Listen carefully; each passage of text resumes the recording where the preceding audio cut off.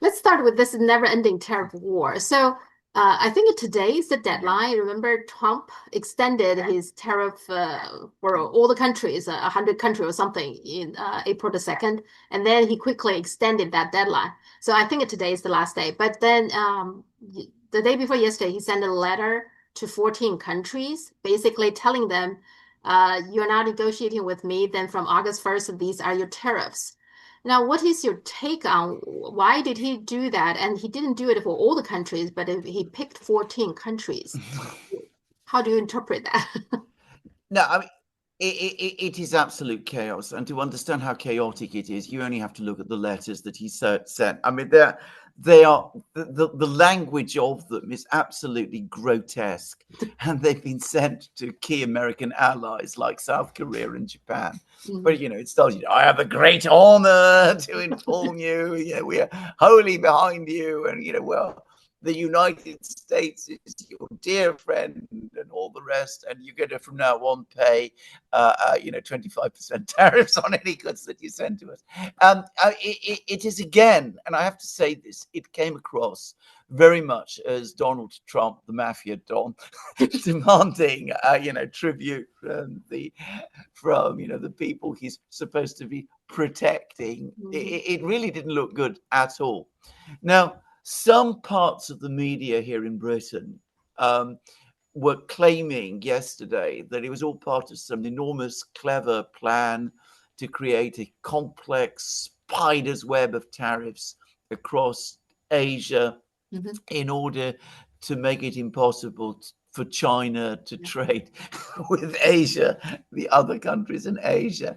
I think that is absolute and complete nonsense. How is it possible that imposing tariffs on countries like Japan and South Korea is going to actually help the United States take on China? I mean, it's absurd. The hypothesis is absurd. I could even send you one of these articles, actually, because, I mean, it really is ludicrous. There's clearly been some attempted guidance from someone somewhere to try and put some sense to this. I just think that Trump is completely over his head. He made this decision back in March to impose these Liberation Day tariffs, as he called them. It all turned out horribly wrong. He had to walk them back. He imposed this arbitrary 90-day pause on himself. When that ended, he didn't want to lose face. So he's come up with more of these tariffs. He then says that they'll be imposed in a month's time on the 1st of August. Then there was the suggestions that he wasn't really serious about that deadline and there would be scope for further discussions. And then he got needled by the media who said, this is you again. You just get to fail to do what you promised. So he comes out and says, well, actually, I'm really serious about this and I'm going to do it after all. I mean, it's just chaos. It's just muddle and chaos. He's completely lost control of what he's doing. And he's now threatening the BRICS with a 10% tariff simply because they're members of the BRICS. He's just lurching and hitting out in all directions. Well, I think the reason some people interpret that way is that out of those 14 countries, almost all the ASEAN countries are in there except Singapore. So there 9 of the countries are ASEAN countries, and then of course South Korea, Japan. So it's largely Asian countries.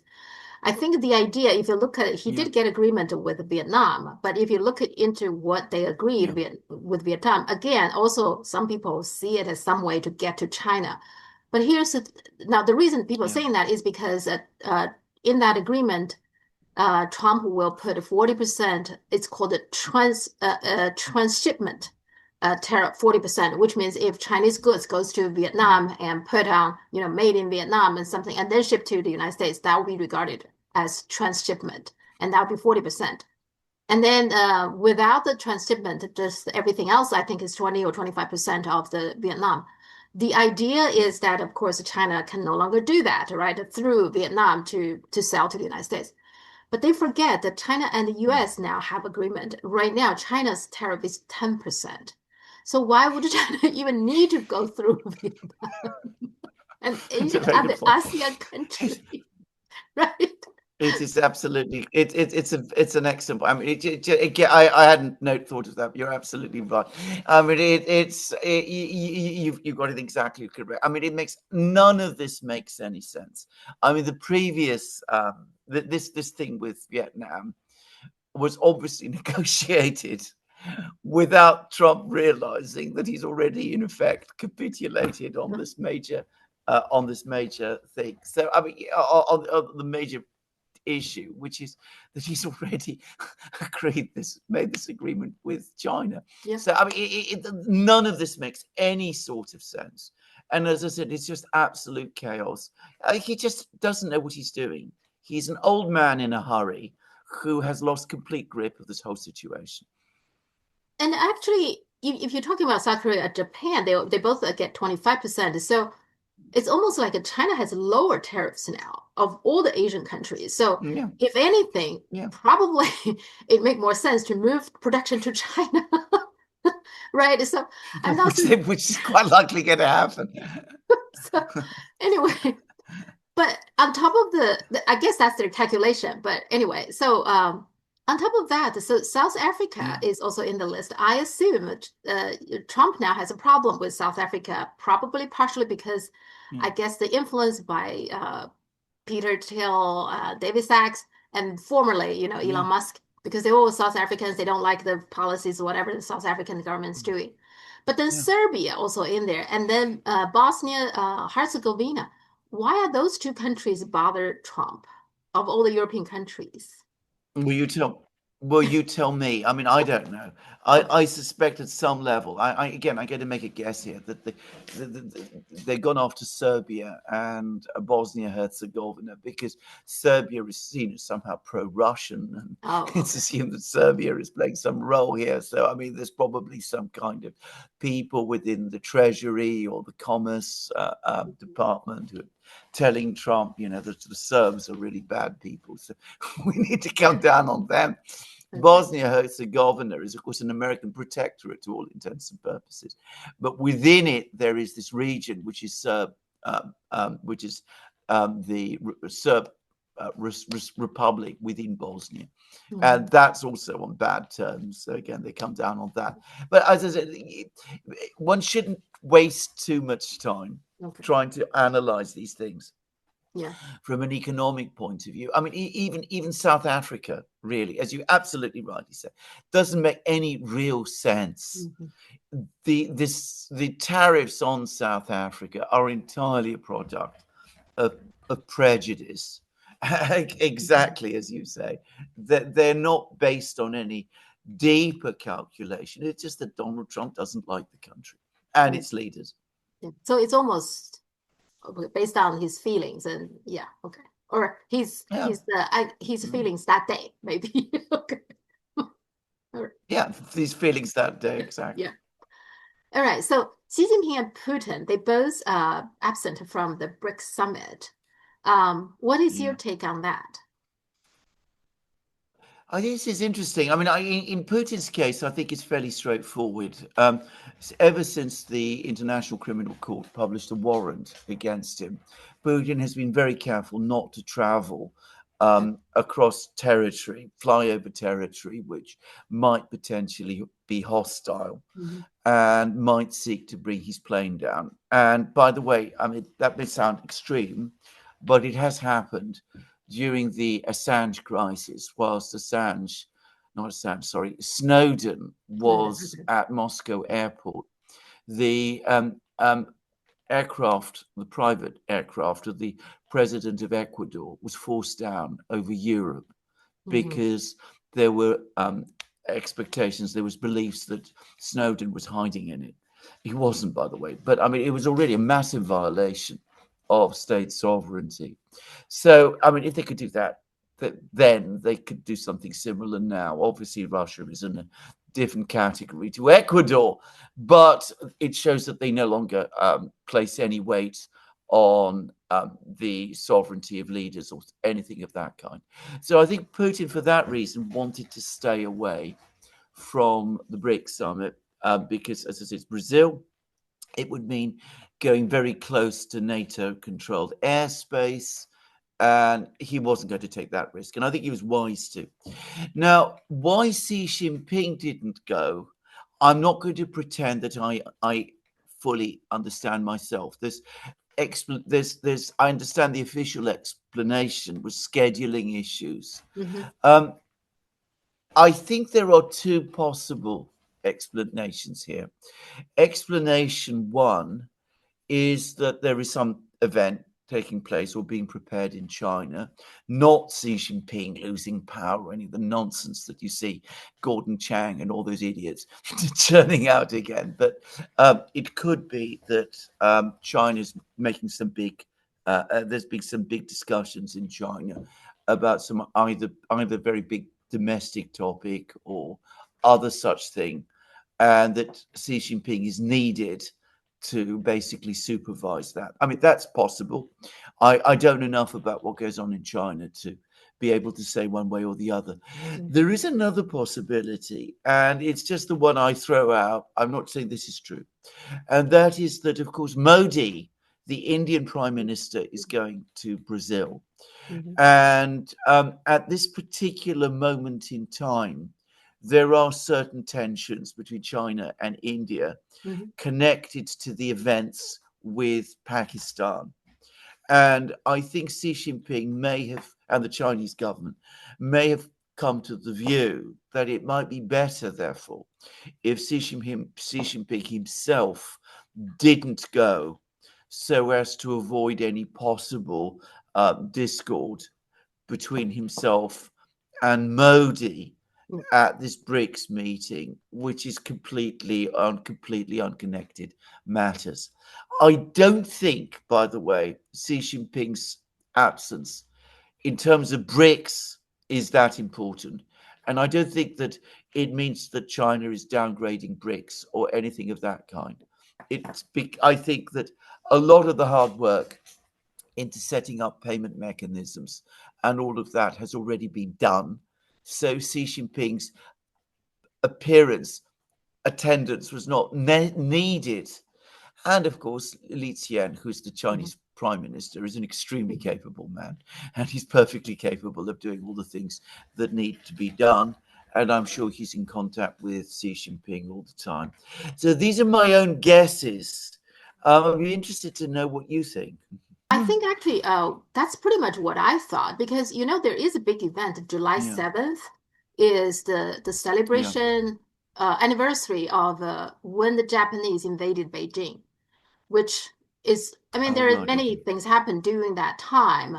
The Japanese invasion of China, Right. yeah, July 7th is a big one because they invaded Beijing. Okay. Now, Yeah. at that time, Beijing wasn't the capital. Capital was Nanjing. But still, Yeah. Beijing, has historically be the capital of China, and it's a very, very significant city. So symbolically, it's a, and actually, I think there was some, after that happened, July 7th happened when Japan invaded Beijing with very little resistance. There was some British guy was saying, well, what the China just did is inviting the whole world to invade it because there is no Yeah. resistance. This is a wealthy empire with no resistance. Why don't we just all go there and Yeah. loot and rob her? Something like Yeah. that. So as you can see, so Yes. July 7th is when I was there, when I was in Beijing, I was going to visit a place that when July 7th there is a bridge. Something happened there that led to the whole invasion of the Japanese to Yeah. Beijing, and it was closed for repair, preparing for this event. So it is a big Mm. deal in that sense. Yeah. But also, I think lots of the Chinese media also discuss that is that right now India and China is not in very good terms, and actually probably the Yeah. two of them, Modi and Xi Jinping don't meet. Maybe is a way for China to basically sending a signal like Yeah. I don't really want to be your enemy. I don't want to escalate. To become real tension. Yeah. Let's just do the business, talking about business without Yeah. getting any Yes. more worse. I think it's pretty much what you just said. Yeah, Yes. I agree. Yeah. Well, that is very interesting. By the way, the bridge that you mentioned is very, very famous in Mhm. Western literature because it was described by Marco Polo. Oh, okay. So it's called in English the Marco Polo Bridge. Oh, Though, I I didn't know mean, that. the only reason it's called that is because Marco Polo described it exactly. Uh-huh. Yes. Yeah. So it was already there in his day, just to say. Hmm. Of Yeah. course, there's a huge debate in the West about whether Marco Polo ever actually Hmm. reached China, visited China at all. Yeah. There's a views that, in fact, he only pretended that he did, and he put together all his understandings of China from various books about China that he'd read from Persian travelers. Just saying. Yeah. Certainly, he wasn't the important person in China that he pretended he was. Well, apparently his father and his brother, they were merchants. So they actually did go out to do That's right. business, to do trade. That seems proven. Yes. Yes. Yes. But whether they Yeah. went all the way to China or more likely, according to the Italians, are they met a lot of the Arabs and other Yeah. business people, trading people, and they Exactly. have been to China Exactly. and told him a lot of the Yeah. things, and Yeah. then they told him something like that. Yeah. Okay. Anyway. But anyway, so Exactly. I mean, July 7th is a Please big continue. Yeah. event. Yeah, it is. It's a So, big event. Yeah. yeah. Yeah. It's a very big event. I mean, I think that in some historians in the West, I think if I'm right, it happened in, was it 37? 1937? 1937. Yes. Yeah, huh? July Yes. 7th. Yeah. I mean, some Western historians now are treating that as the true start of the Second World War. Hmm. Yeah. I mean, the British always say that it's the 3rd of September 1939, because Yeah. that's when The Britain Poland. declared war on Germany, and Uh-huh. exactly Poland. For the Soviets, it's the 22nd of June 1941. For the Hmm. Americans, it's December 1941. Well, the true start of the Second World War was this incident in 1937, and Yeah. that is the real date when Hmm. the war began, because of course China was involved in continuous conflict with Japan from that episode all the way up to Japan's eventual surrender in I think it was September 1945. So Yeah. China had the longest war. Yeah. Again, a fact which many people don't understand. It had a longer war than any other country. Hmm. Yeah.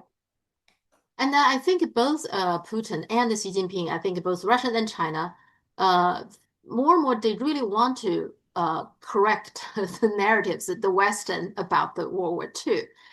Because World War Yes, II was fought by, Soviet, China, and later United States joined, right? But the main force are Soviet and absolutely. China. But right now, the narrative is the United States is the one who saved the day, and they talk very little about what China did during World War II against the Japanese. Simply, they don't want the Japanese to look too bad, even though they're the one. United States are the one who dropped the two atomic bombs. But they always trying to shift the narrative, make China look not that significant. It's the United States who saved the day everywhere. I think both Xi Jinping and Putin, Absolutely.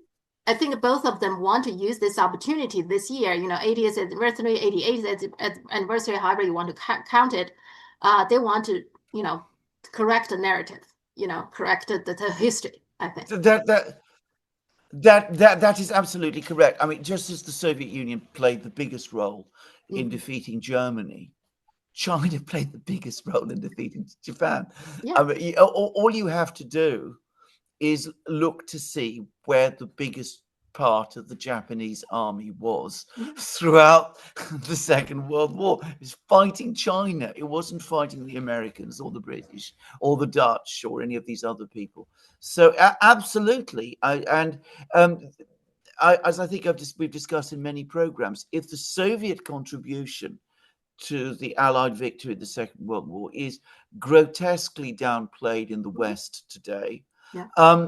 In the case of China, it's actually worse, Yeah. Yeah. because even people who are well informed about the Second World War basically know nothing about it. Yeah. Mhm. They know, I mean, they know nothing at all about the struggle of the Chinese people Mhm. to defend their country, Yeah. but also to fight the militarism and the racial ideologies that, of course, Japan at that time embraced. Yeah, I mean, lots of Americans thought the reason the U.S. dropped two atomic bombs is because Japan, bombed Pearl Harbor. That was it. They don't know anything. Yeah, The yeah, rest of Asia. yeah, Okay, China. I mean, the rest of yeah. Asia was all attacked and invaded by Japan, and they did all kinds of atrocities. Mm. Horrible things. All kinds of things. They were not talked at all. Yeah. So. I think if you're talking about the number of people in Britain who are aware that China fought Hmm. in the Second World War, I would be surprised if it numbers more than a few thousand Yeah. out of a population of 70 million. I mean, it is as bad as that. Yeah. Yeah, let's see if Trump goes to September 3rd, the Well, military indeed. parade. Let's Well, see. indeed. Yeah. Okay. Let Um, us indeed see. yeah. Okay, Wang Yi visited Europe and he had a very interesting conversation with the Kaja Kallas. They were supposed to talk for 1 hour, but they spent 4 hours, and then afterwards, all the indications that it was a kind of tense conversation. Is that your impression?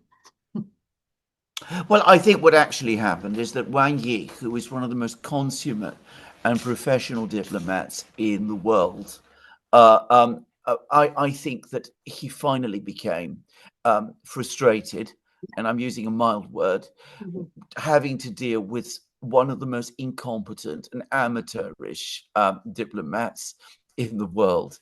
I think what happened was that Kaja Kallas came along with the usual rhetoric that you get from far too many people in Europe. She changed the whole thing into a list of grievances by the Europeans against China. She showed no interest at all in moving forward with China on any of the topics. She started to push this whole Ukraine narrative on China, trying to make out that China is ultimately to blame for the whole conflict in Ukraine, which is ridiculous, Mhm. and that China isn't fulfilling its role in some form in Ukraine, which is equally ridiculous. And I think eventually, even a diplomat like Wang Yi, who it's always important to remember represents a great nation.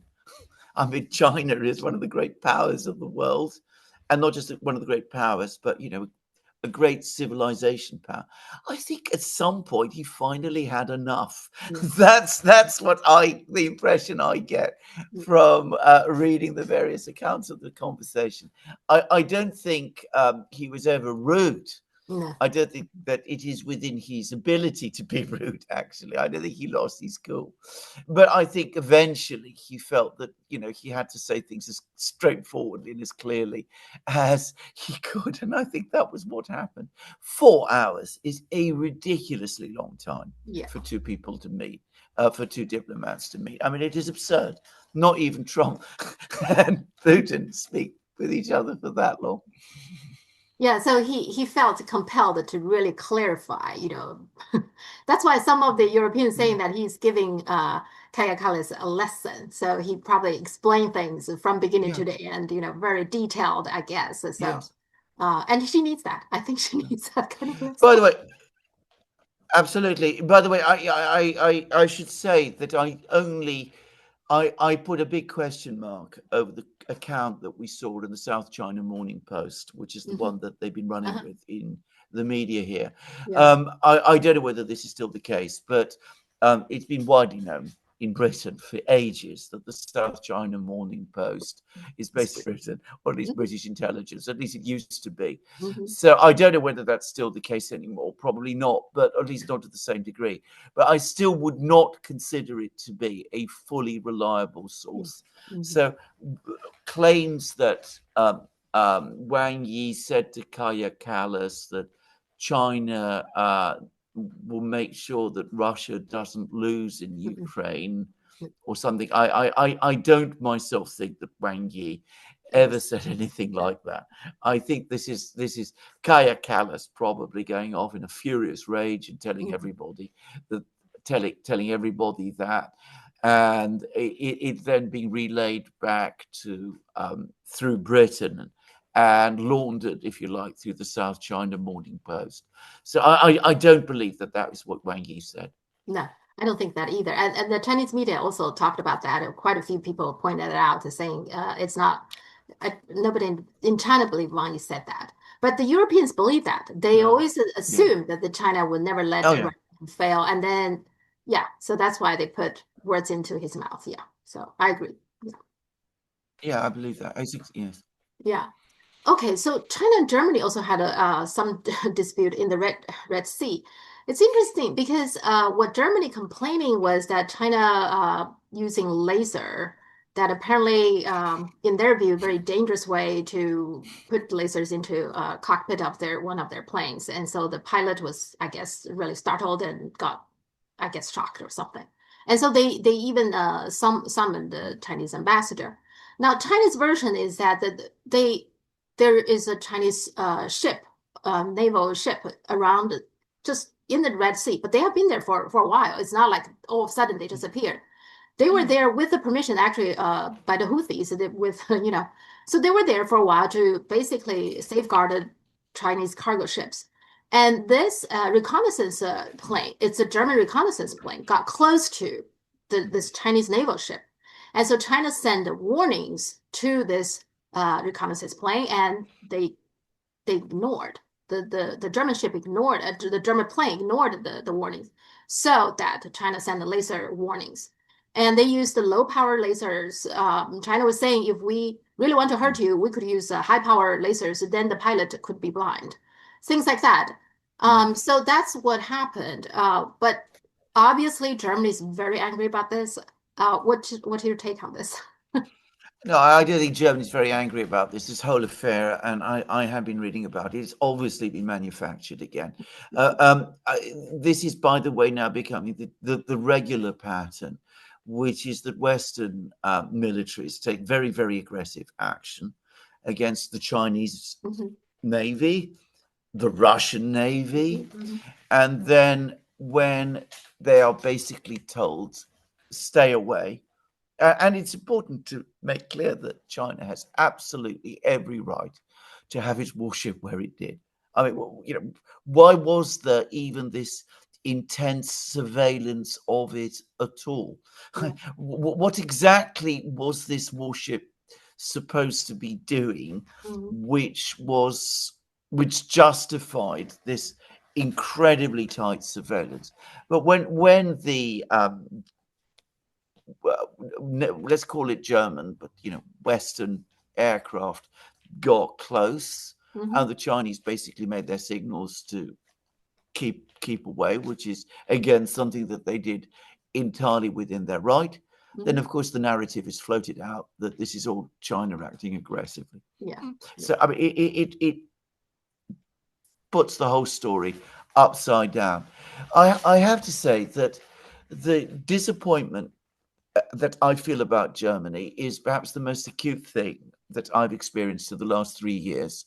As you probably know, I have lots of connections with Germany. I know many Mhm. people in Germany.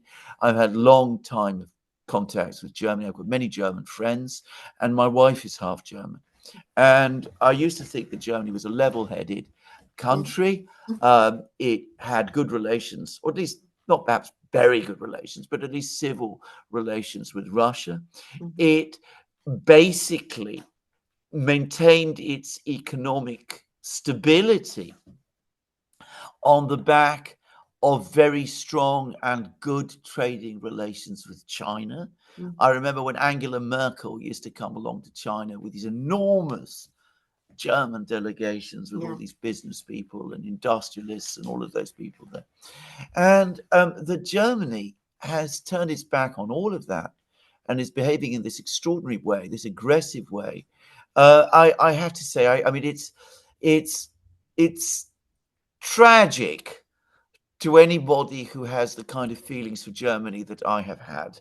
Mhm. And it's also bizarre and incomprehensible. You would have thought that Germany, of all nations, Mhm. should be working at the moment to try and stabilize the relations between the West and China, and should be pushing back against these American attempts to try to make China, to present China as some kind of adversary, and that the Germans should be the last people to be harassing Chinese warships in Yeah. this way. Yeah, and I still find it's very hard to understand how Germany reacted with the Nord Stream, the bombing, the explosion of the Nord Stream. It's clearly hurting Germany, but they don't say a word of it. I mean, I still find it's, They don't say, I have, no, I yeah, know, but I know plenty of people in Germany who think as you do, by the way. yeah, But at the moment, the political class in Germany seem to be united around this. It's astonishing and incredible, and as I said, tragic, and it is destroying the country. I mean, if you go to Germany, um, you see the signs of economic stress and decline are becoming visible. And people talk an awful lot about the problem with the gas and that they're not getting the cheap energy that they did. mhm, And they're absolutely right to, because that's played a big role. But the disruption of the relationship with China is playing at least as important a role, in my opinion, by the yeah, way. yeah. I mean, the Hmm. German car industry depended on the Chinese market.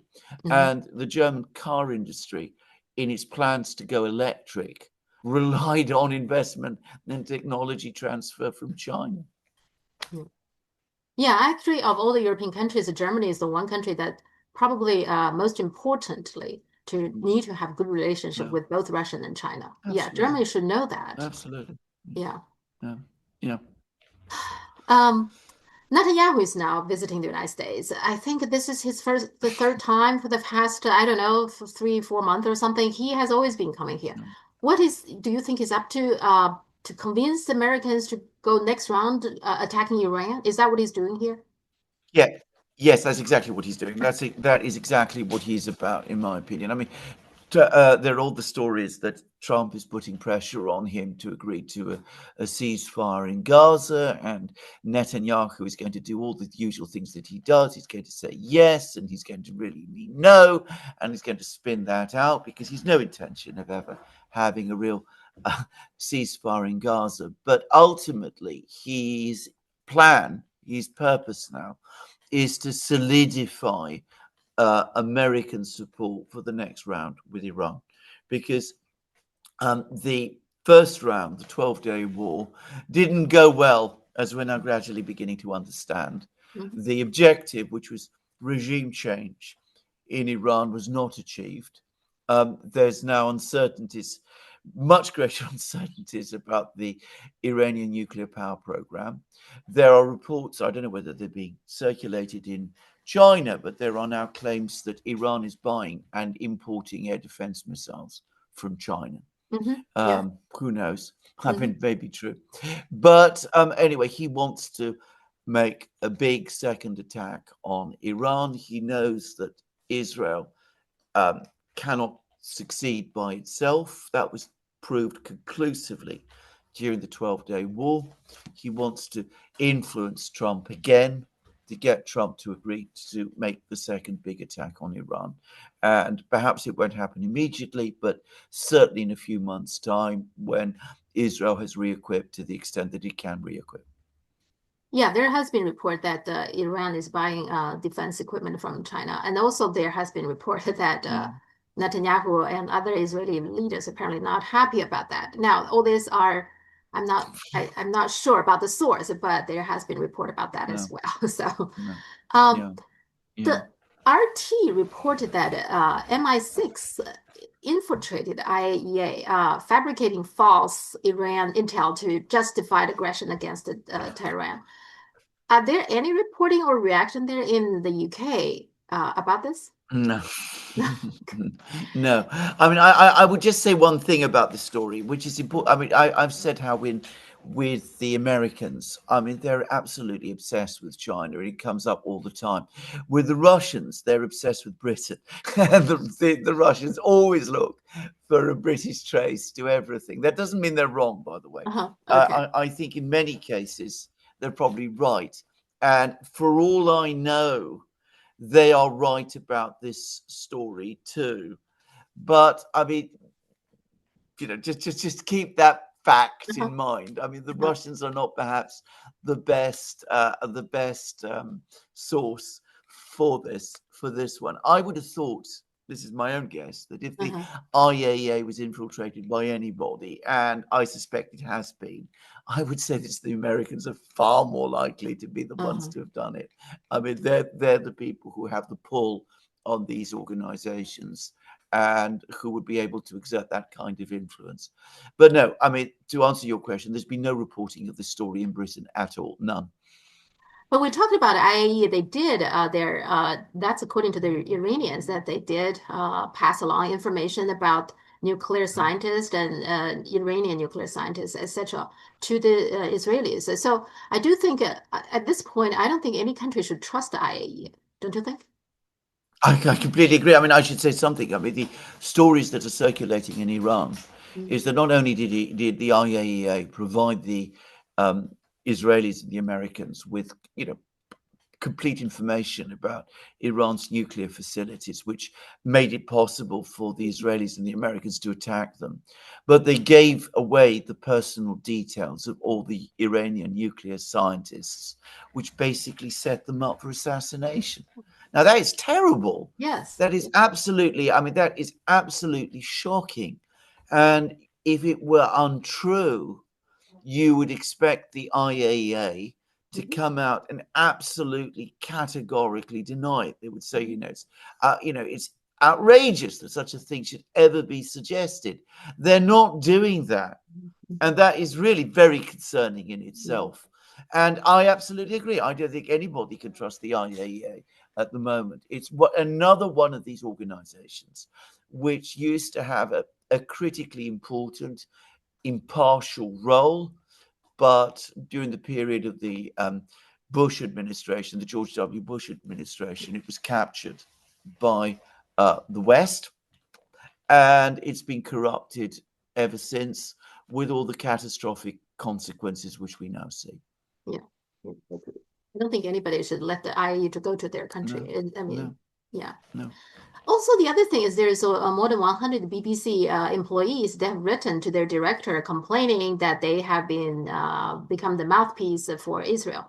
I Yeah, mean, that's nothing new. We know that, right? But yeah. why are these people kind of like complaining now? Is it like they want to come clean that whatever happens, we were forced to say that? Is that There what? is an enormous groundswell of feeling in Britain about the situation in Gaza in particular. Now, it's difficult to convey to outsiders because, of course, the media here makes absolutely sure that it doesn't get published. Hmm. But my wife is a very, very strong supporter of the Palestinian Hmm. um, cause, and has spoken out strongly against what's going on in Gaza. And she's put, poster on our house saying, free Palestine. Hmm. And we regularly get people who ring on the door, just ordinary people, Hmm. and they say, thank you for putting up that poster.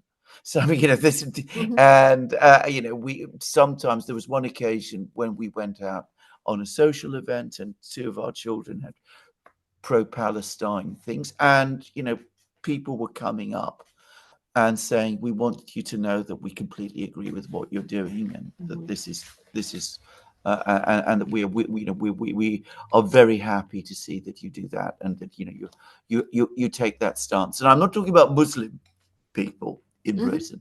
I'm talking about middle class, conservative, and Labour voting people. There is a massive revulsion of feeling in Britain against what is happening in Gaza. Hmm. And the BBC correspondents that we're talking about come from that same social class.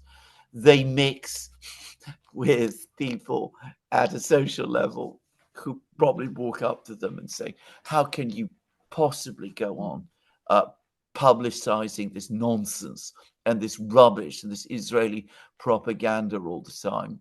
So they're probably exposed to those sorts of social pressures. I Hmm. should say that one of Catherine's, my wife's students, became a fairly important journalist at the BBC. Hmm. And she's one of the ones who's not only protested about the coverage, but she's actually resigned from the BBC over it. So it isn't so surprising. The public official position that the British government is taking on this conflict is one that the British people not only do not share, but which they overwhelmingly oppose. And opinion polls, by the way, reflect this. I mean, they show between 70 and 80% opposition to what's happening in Gaza, and deep discontent with the stance of the British government. And the EU, supposedly they are planning to sanction Israel. Do you think they're serious? I don't get the No, feeling they're that serious. no, they're Okay. not serious any more than the British government is serious. I mean, Mm. they all go through the motions of criticizing Israel from time to time because Mhm. they're aware of the strength of public opinion in their countries, but they don't really mean to do it, Okay. unfortunately. Yeah. Okay. But they feel the pressure, so they have to do Yeah. something, right? Okay. Yes. Yes. Putin and Trump had a phone call. Didn't seem to go very well. No. My question to you is this, Trump does seem to want to have a ceasefire or of some sort. But Mm. at this point, I think, do you think the main problem is the Putin and the Russia in general, they no longer trust the United States? Do you think that's Well, the they main? don't. Well, they don't trust the United States. In fact, they made that perfectly clear. So, I mean, it's not mysterious. I mean, Oh, what Trump is trying to do is to freeze the conflict on the existing lines, hmm. and the Russians say, well, all that will do is that it will mean you will simply rearm Ukraine all over again. Yeah. And in a few years' time, we're going to be back in the same Uh-huh. situation as Yeah. the one we're in today. And we're not going to agree to that. Now, the Russians have been saying this for, well, more than a year, actually. In Uh-huh. fact, a lot more than a year. Um, so Trump has been trying to push this thing all the time. And he's getting more and more angry because the Russians are repeatedly saying no, because we don't trust you. I mean, they say, whatever promises you give us, you're going to just rearm Ukraine. We want a political settlement with absolutely cast iron guarantees that you will be signed up to. And of course, Trump doesn't want to give that. No one in the United States does, because they don't intend to honor any guarantees or promises that they make. So this is the problem. Now, I think what precipitated that call, and there is an enormous amount of misdirection here, by the way, is that the Americans are now running desperately short of some types of weapons, and in Mhm. particular, air defense interceptors. There's an article that appeared yesterday in The Guardian, which says that they're down to 25% of their um, inventory. I mean, three quarters of it has been burnt up over the Mhm. last few years, fighting either the Ukraine war or the wars in the Middle East or any of that kind. Production of these interceptors is very low. And by the way, I just like to mention to your viewers in China that there's been an absolutely incredible article in The Economist, which is the big flagship magazine Mhm. here in Britain, which looked at the state of America's military industries, basically conceded that as industries, they don't really exist anymore. They're not industries in the sense that people in China understand industries. They are basically boutique production organizations that produce small batches of weapons at Mhm. horrendous cost in order to make some people very rich. And one example they gave is that the United States no longer makes tanks. It refurbishes old tanks, and it takes 2 years to refurbish one tank. 2 years to refurbish one tank. That's in The Economist. So Trump finds the United States is running short of weapons.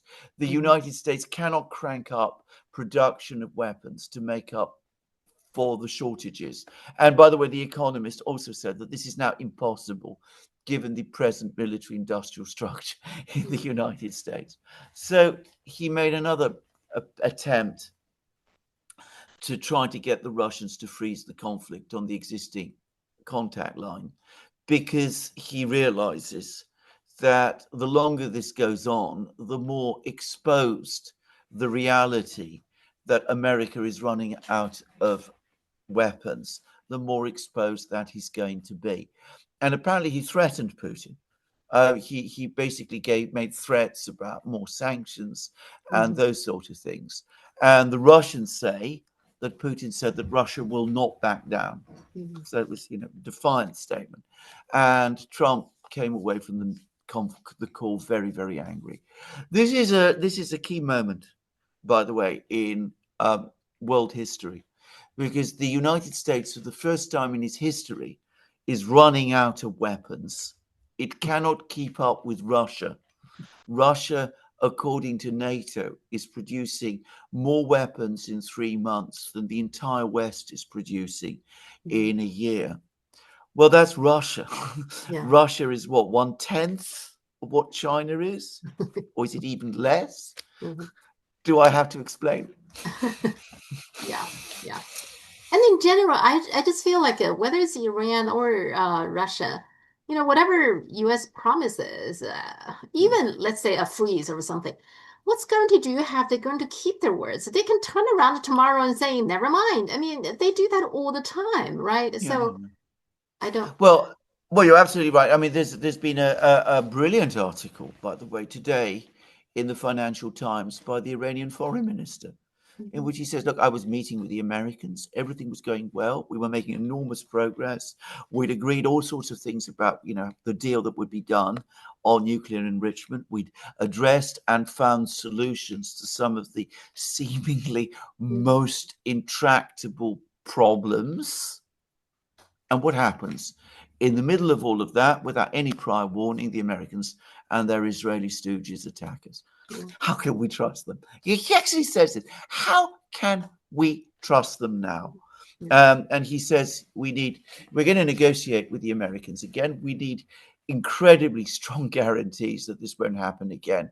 And what guarantees can America practically give that this won't happen again? I mean, if they write it out in blood, they might still decide to go back on it. I think that's part of the reason that the agreement that China and the US has, China still didn't just let the rare earth freely go to the United States. No, China still heavily control it. I think that's part of the reason because China cannot trust the United States, for no. the trade either. So they let loose for some civilian use to some car manufacturers, but other than that, they still heavily control it because I don't think they trust the United States. They don't trust the United States. And by the way, it is having a devastating effect. Now, Mm, this isn't something that, again, is being widely reported, but I think people in China should know that mm, there's been a whole series of articles. They're not given any great prominence. They're uh, tucked away in corners, but especially in the Financial Times, which is, of course, the newspaper which mhm, keeps track of this kind of thing, about how I was talking about how difficult it is for the Americans to produce weapons. All the weapons America produces use rare earths. mhm, These rare earths come from China. I yeah. mean, whole categories of weapons, whole categories of Western industrial, um, production are at a virtual standstill Mhm, because of this. mhm, As I said, it is not being talked about, but that is the reality. yeah. And apparently, the problem is getting worse every day. Yeah, and the latest thing is a TikTok, right? Trump Mm. still doesn't let go, just saying, okay, TikTok doesn't pose as any national security threat. So now they came up with another theme, saying, okay, TikTok is going to cease to operate, I think in March next year, but September this year they're going to launch another app, pretty much like TikTok called M2, blah Yeah, blah. They're so I just feel like they are trying to play something, trying to get around the Chinese government's firm deny that they don't want yeah, to sell TikTok. They're still playing games. yeah. I don't They like that. won't. They won't take no for an answer. That's the trouble, and it is a constant problem with the Americans and their European allies, by the way, as well, who've also got a massively high opinion of themselves, which events no longer justify in any way. They simply will not take no for an answer. And you're absolutely right. So they play all these complex and annoying games, including over TikTok, which is, I mean, let's be blunt. I mean, the TikTok affair was horrible. It was grisly. It was, it showed an utter disregard for any conception of private property rights or any of those sort of things. It involved massive insults towards China and the Chinese people as well. And last but not least, though, it is not perhaps the most important thing in the world. I mean, let's face it. But I mean, you, as you absolutely rightly say, you could just let it go. It's not going to cause the collapse of the West if you let TikTok go, but they can't do it. Russia and Azerbaijan has some problems lately. Can you explain that to my audience? And also a little bit about the South Caucasus, you know, the importance for Russia, you know, the relationship. It's kind of a complex area. Can you explain that? It's a very, very complex.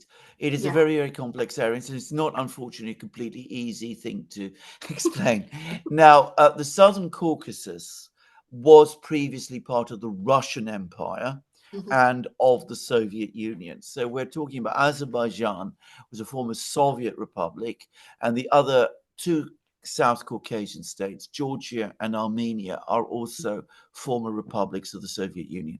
So Stalin, as everybody knows, was from Georgia. He was the most famous leader of the Soviet Union. And Anastas Mikoyan, who was one of his most powerful allies in the Soviet Union, and somebody who had quite significant dealings with China at one time, by the way. He's also from Armenia. So, you know, it's this area. Now, Azerbaijan is also a significant oil producer and natural gas producer. Earlier in the 20th century, it was one of the major oil and gas producers in the world. So Soviet oil came from Azerbaijan, from the Caspian Sea, which is, you know, the sea just to the east of Azerbaijan. Today, oil is much less important. I mean, the volumes are much smaller coming from Azerbaijan relative to everywhere else in the world. So it's less important, but it is still sufficiently important. Azerbaijan is a country that was historically Muslim. It was part of Iran, the Persian Empire, until the Russians conquered it. The people speak a language which is essentially the same as Turkish, and that means that Azerbaijan has very strong cultural contacts with Turkey. But because it was part of Iran, of Persia, the predominant form of Islam in Azerbaijan is Shia Islam, which aligns Azerbaijan more closely with Iran. It's a complex country, therefore. It's got connections with Russia, connections with Iran, connections with Turkey as well. At the moment, its strongest connections are with Turkey. It also found itself for many years in conflict with Armenia. And this is a long-standing historic issue that goes back centuries. And there are still land disputes between Azerbaijan and Armenia. And Azerbaijan has been pressing Armenia to cede it territory. And the Armenians have been, under the present pro-Western government, have been giving up some of this territory to Azerbaijan. So all of the things, all the very, very, very complex story. Now, Armenia historically looked to Russia, as Georgia did, because Russia was Christian, Georgia was Christian, Armenia is Christian. The Armenians had a very tough relationship with Turkey. They're very suspicious of Azerbaijan because the people there speak Turkish and the country's closely allied to Turkey. But there was a color revolution in Armenia about a decade ago, and the present government in Armenia is anti-Russian and pro NATO. So that is the overall picture, if you wish. Now, Azerbaijan, the current government in Azerbaijan, is intelligently led, or has been intelligently led. And though it's had very close relations with the West and has allied with Israel against Armenia, it's imported a lot of weapons in Israel, and it's widely known that the Israelis have bases in Azerbaijan. And in the recent war with Iran, Israeli aircraft actually flew into Iran from Azerbaijan. There is proof of this, which I'm not going to, because we could spend hours talking about these things. Nonetheless, despite all of this, Azerbaijan has up to now had reasonably good relations with Russia. The problem has been that Azerbaijan, and again, I know this from various people, it's a profoundly corrupt country. It is very, very repressive. Where there is oil, by the way, when a country's economy is based around oil, that tends, unfortunately, to feed corruption. It is a very corrupt country.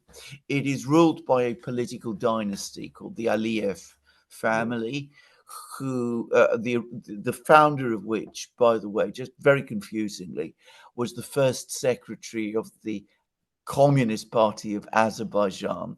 When Azerbaijan was part of the Soviet Union, they continued to run the place even after the Soviet Union collapsed. They've got alliances, as I said, with Israel. They've also got close connections with Turkey. They've developed a very repressive apparatus inside Azerbaijan and very powerful intelligence and security network there.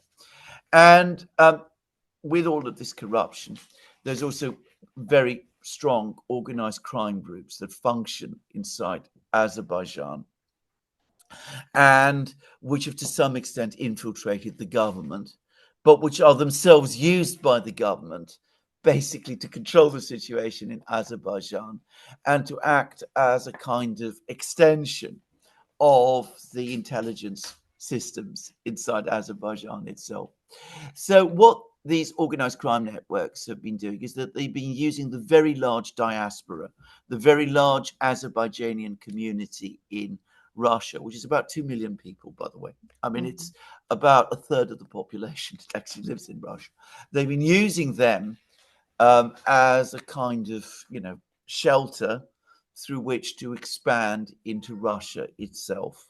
And they'd established various organized crime networks inside Russia. And the Russian authorities basically looked the other way because it was important for them to maintain friendly relations with Azerbaijan. Now, what then happened and what has precipitated this crisis is that these organized crime networks and the intelligence, Azerbaijani intelligence services that they work with, established networks in the Urals, which is a major industrial region in Russia, where the Russian military industrial complex has many plants, many factories, including the biggest tank factory. And they were obtaining information about weapons production in the Urals, and they were passing it on to the West and to the Ukrainians. So the Russians found out about this, and they've taken retaliatory action. They rounded up all these organized crime networks in the Urals. They're now expanding and are rounding up more of them across Russia. And they took retaliatory action by attacking two big oil refineries in Ukraine, which belonged to some of these organized crime networks based in Azerbaijan, including Aliyev's family. So Aliyev and the Azerbaijani government took counter action by rounding up Russian citizens in Azerbaijan. And that's why we have this crisis. And on top of that, there's now been some talk of Turkey, Azerbaijan, and Armenia, all of which have issues with Russia of various types, forming some kind of united front against Moscow, which the Russians would be concerned about because not just because of the oil, but because they don't want the West to have access to the Caspian Sea, which is an area where the Russians park part of their navy, which is inaccessible to the West. I provide a lot of information, but just to finish with this, the Russians have built during the Soviet times a very complex network of canals and using river routes, so that warships, Russian warships, can move backwards and forwards from the Black Sea to the Caspian Sea using this network of rivers and canals. And that means that these ships can be transferred from the Black Sea, where there is a war, to the Caspian Sea, but they're no longer within reach of the Ukrainians and the West as well. And this has been going on for a long time, by the way. The Caspian Sea has been used by the Russian Navy in that way for many years, including before the start of the conflict in Ukraine. So you see, this basically, I think, gives a summary of a very complex story. I'm sorry that's taken us so long, and I hope it's clear. No, no, I appreciate that. Because it is very complex, like you said, very complex Yeah, situation. There's some historical, problems, yeah, and then of course, the yeah, geopolitical, and the yeah, fact that where they located, it seems by itself will be a very yeah. complex area. Yes, Okay. And is that the reason Aliyev they didn't participate the Victory Day parade in yes, Moscow in May? yes, Okay. All yes, right. yeah. Okay. Yes. My Um, own view, mhm. by the way, is that this will eventually be sorted out Yeah. because Okay. Aliyev does not want to completely antagonize the Russians. Yeah. And Erdogan, who is his major backer, Uh-huh. also for his own reasons, doesn't want to have a major confrontation with the Russians. Okay. So eventually, in a few weeks' time, maybe even sooner, there will be a conversation between Erdogan and Putin, and then between Putin and Aliyev, Uh-huh. and something will be patched together. Probably that's how it will work out. Okay. Now, speaking of organized crimes, the Epstein case. Okay. So as you can see, what basically Trump is saying, okay, there is no, I mean, his Justice Department and the FBI, they Yeah, came out saying, well, Epstein killed himself, and there is no Epstein client list, and okay, case closed.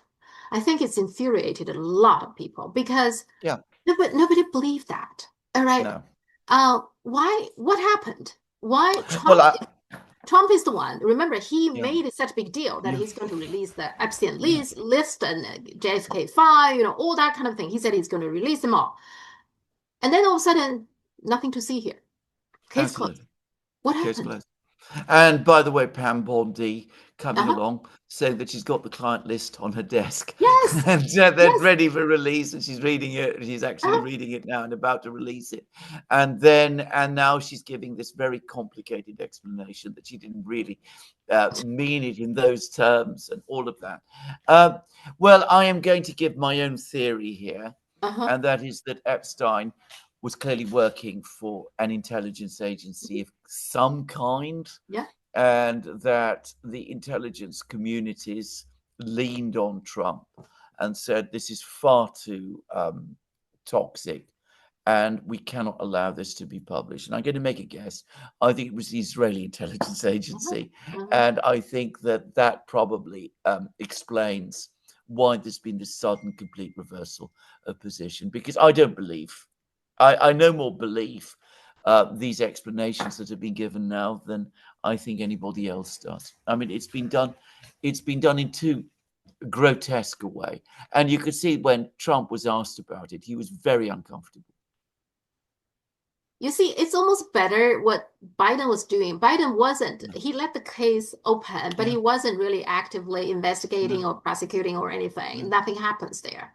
Now, what Trump did is worse because case closed. He literally yeah, let yeah, everybody walk. Okay, no Yes. consequence, Yes. case closed. Right. So that's, I think, it infuriated lots of people. Yes. And then you combine that with what happened with the Diddy case. Okay, Diddy case, Yeah. he was found guilty of 2 accounts of transportation and engaging prostitution, involved his ex-girlfriend. But the serious one, like racketeering and conspiracy of sex trafficking, he find not guilty, meaning no other people will be investigated Yeah. because nobody to conspire with, right? Because conspiracy is, acquitted.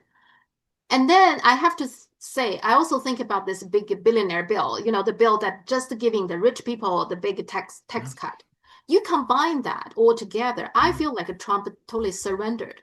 capitulated to the American elites. That's what Yeah. happened, Well, right? that's exactly what's happened. That is exactly what has happened. I mean, you're completely correct. I mean, and if we go back to Epstein, a uh, sex trafficker, so we're told, who had no clients. I mean, how does that make any kind of sense? I mean, it doesn't make any sort of sense to me. The whole thing is absurd, and it's ludicrous to believe that. But that's the narrative that we're now being sold. Clearly, what is happening is that the system is protecting its own, that powerful and rich people are being protected, and a few scapegoats are being singled out.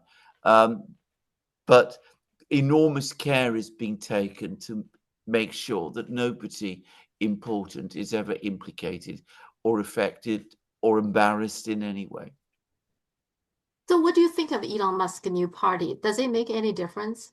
Will it make No, any? I'm no, I don't think it will, because I think that Elon Musk, who is, by the way, an extremely clever man Mhm. and in some respects a brilliant industrialist, I Yeah. don't think he has any political skills.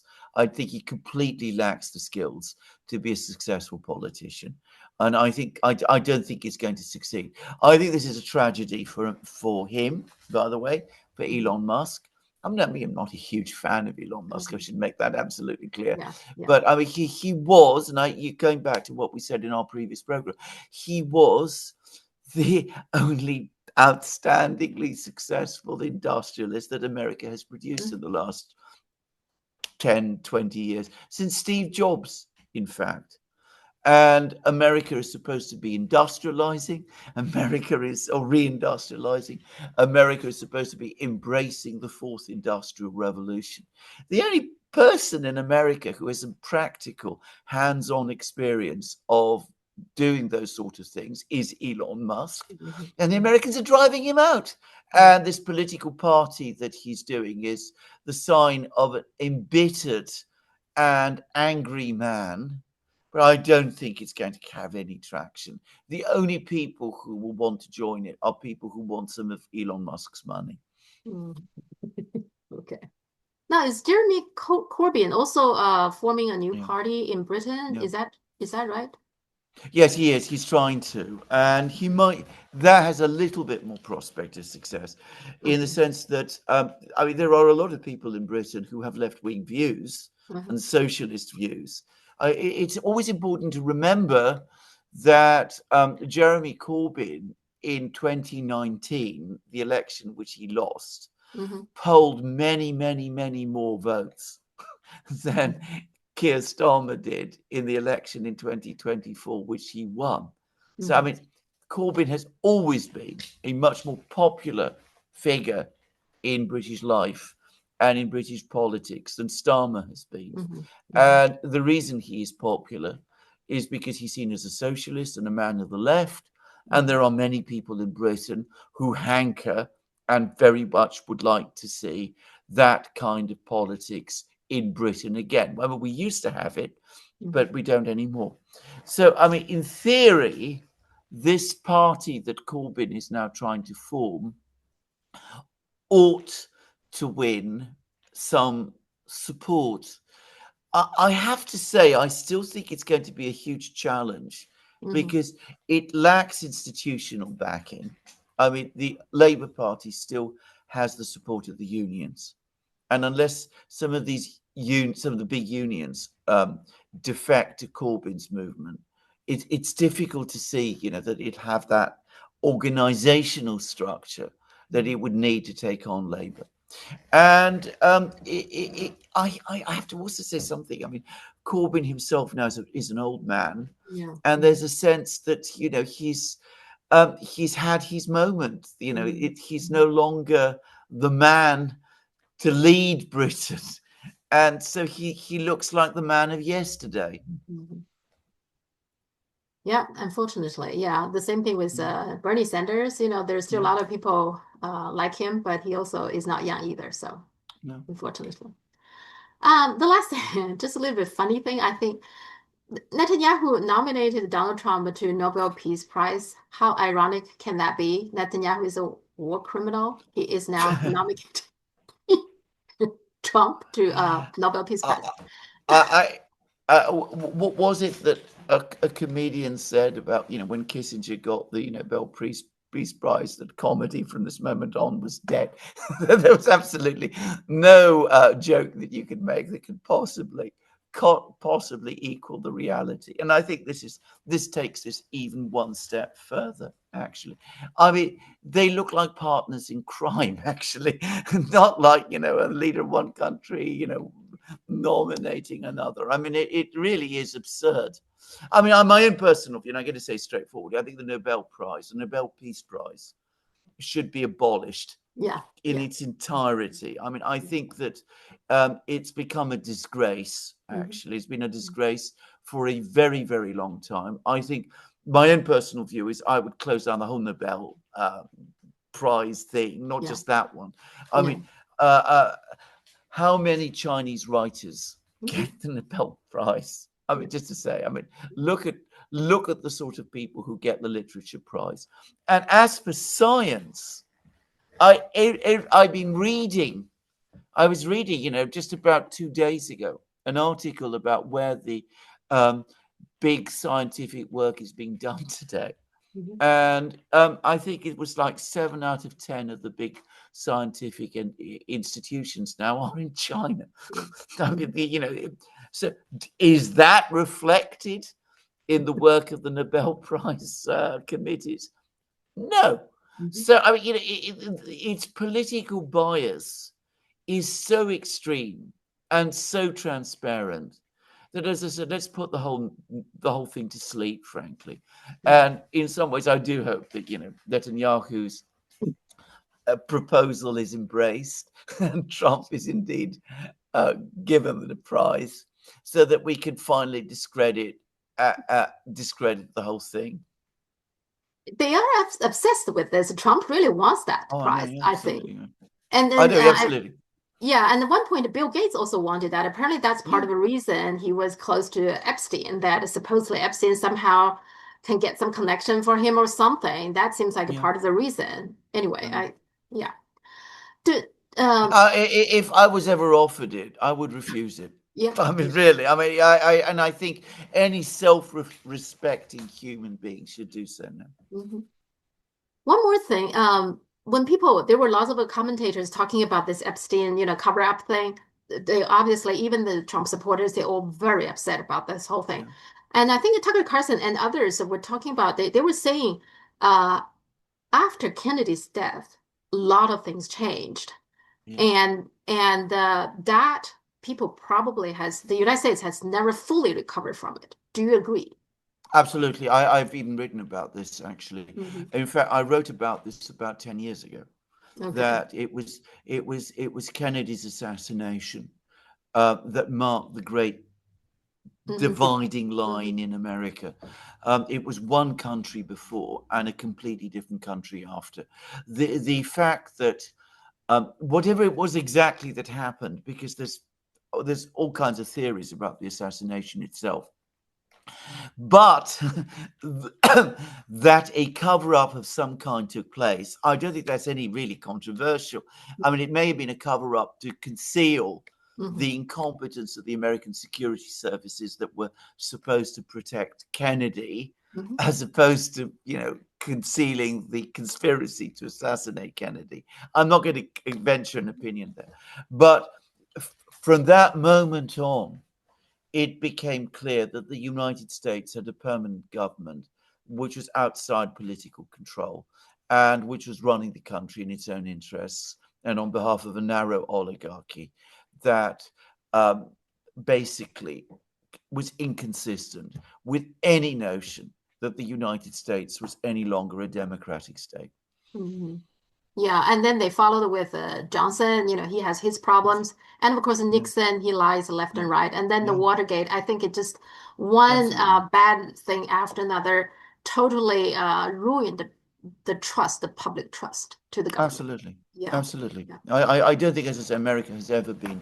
In fact, you can see this Hmm. in its culture. Yeah, if you look at American comedy before 1963 and compare it with American comedy after 1963, you will see a huge difference. I mean, it's the humor that America once had in the time of Chaplin, Marx Brothers, and all of the uh, very, very different from what came after. Yeah. And not just in that area, but in many other things. I mean, it's in the 60s that the decline of American cinema and theater begins. Also, Yeah, and that's people are no longer trust the government, and yeah, I think like in the Epstein case, probably Trump doesn't even care yeah, because people doesn't trust the government anyway. So what's more exactly. to throw more lies? What's the big deal? Well, exactly, Yeah. exactly. Okay. All right. Let's talk next week. Thank you so Yeah. much.